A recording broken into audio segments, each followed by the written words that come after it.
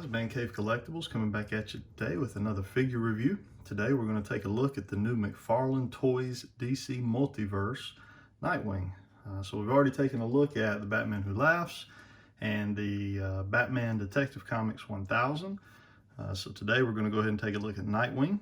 So go ahead and taking a quick look at his packaging. We've got a Nightwing in a nice big window box here, showing basically everything that comes with him. You've got his figure stand here behind him, his two accessories, his nightsticks, himself, collectible card, and obviously we've got the collect to build the Batmobile piece. So nice front packaging. Up top we do have just a little bit of detail here. McFarlane Toys, 22 points of articulation. Spinning on around to the side. The back, just showing which Build-A-Figure piece we have, or which Build-to-Collect piece we have there. These are the three figures you have to collect in order to build the Batmobile. We got some nice comic book art of Nightwing. And back to the front. Let's get Nightwing out of his packaging, see what we got. Alright guys, we got Nightwing out of his packaging, and if I'm honest with myself, there's something about this figure that I don't like. I don't know what it is. I don't know if it's, you know, this area here, like the underwear deal that he's got going on, or I really can't pinpoint it. I can't tell you that, okay, there's just this one certain thing I can't get past, but there's something about it I don't like. I'm glad we got a Nightwing. That I am glad about, but I'm not loving this figure. But anyways, let's get on with the review of this guy. As far as accessories, we get his two nightsticks. They're just basic, no paint. A little bit of detail here at the end. They are identical. Mine came a little bit warped in the package. You can kind of see that there. Simple. Gets his base, the little DC logo on it, and his collectible card. It's got a little data file on the back, some statistics on him. So we do notice that he is 5'10" in his card. I've seen some reviews where folks have had issue with how big he is in relation to Batman, where if we look at Batman's card, Batman is 6'2". So we'll see when we compare the size of these guys in our next segment here, does that match up? You know, are him and Batman a difference in height? Is Batman bigger? I don't know. I haven't done it yet, so we'll see together. As far as articulation, we've got our standard McFarlane articulation.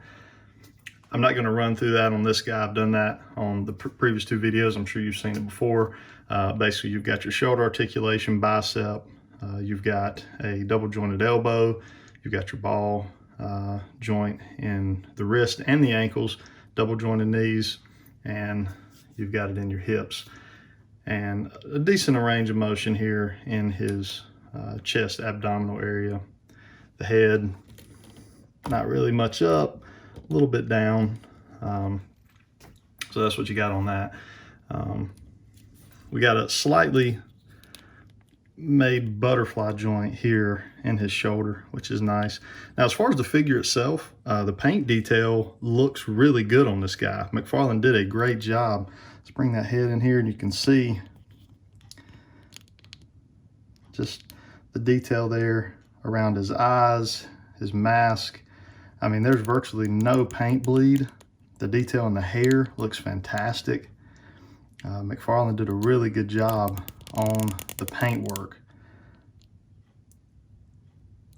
I seem to not be finding as many QC issues paint-wise on these figures as I do some of the Marvel Legends that I've purchased before. It seemed like every time I'd buy a wave of Marvel Legends, I would have 2 or 3 figures that just had some really jacked up paint flaws, and you know, not much you can do once you got him in hand.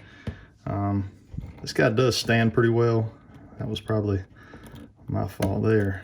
But so I've been really happy with what McFarlane has done as far as the paint work on these guys.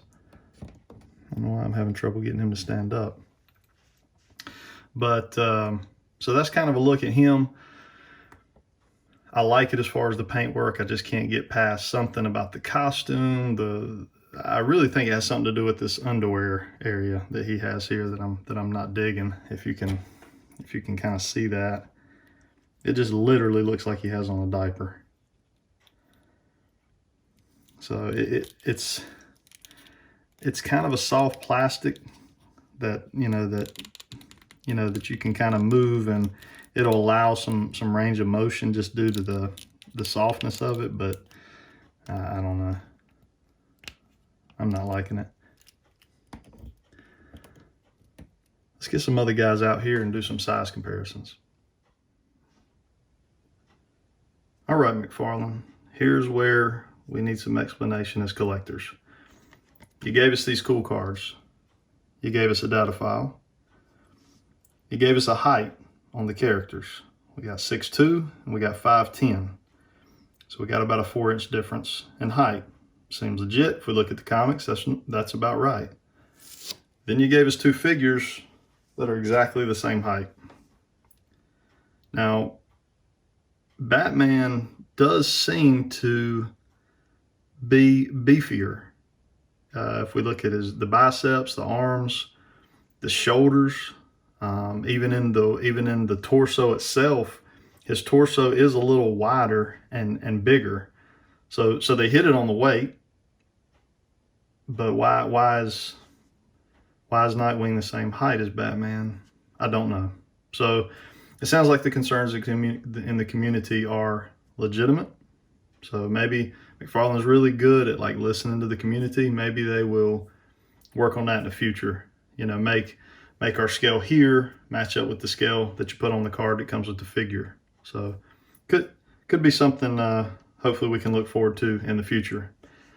These guys don't look bad together. Again, I love these two figures, the Batman and Batman Who Laughs. I think McFarlane nailed those.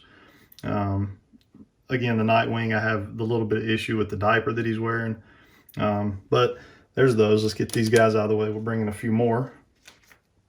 So we'll pull in a Nakamuva Raphael.